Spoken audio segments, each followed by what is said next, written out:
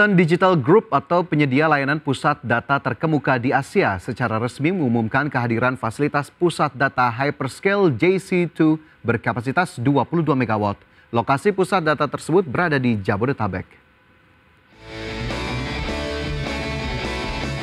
Princeton Digital Group atau penyedia layanan pusat data terkemuka di Asia secara resmi mengumumkan kehadiran fasilitas pusat data hyperscale JC2 berkapasitas 22 MW. Terletak di Cibitung, kampus data JC2 berlokasi sekitar 35 km dari kawasan pusat bisnis Jakarta.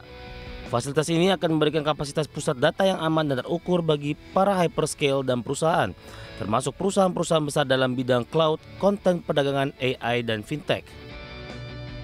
Pusat data JC2 dirancang dengan mengutamakan keandalan dan skalabilitas, serta sistem tenaga modular tak terputus yang hemat energi dan pabrik pendingin dengan efisiensi tinggi.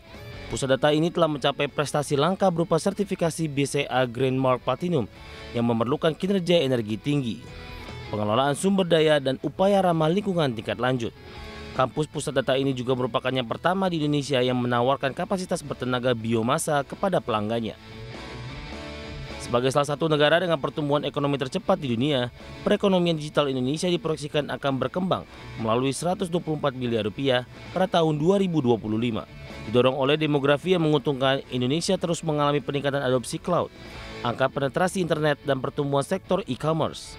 Faktor-faktor ini dikombinasikan dan diperkuat oleh kehadiran AI akan mendorong percepatan permintaan akan pusat data di Indonesia.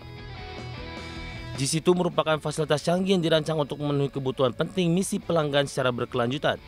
Selain memperluas jangkauan Indonesia, manajemen mengambil langkah nyata untuk memastikan bahwa mencapai kemajuan tidak hanya dalam komitmen berkelanjutan. Peluncuran JC2 menjadikan PDG salah satu operator infrastruktur internet netral terbesar di Indonesia dengan 6 pusat data yang sudah beroperasi di Jakarta, Surabaya, Bandung, dan Pekanbaru. Selain itu, PDG juga sedang mengembangkan kampus berkapasitas 96 MW di Batam sebagai bagian dari strategi ESG+. Berbagai sumber ada di channel.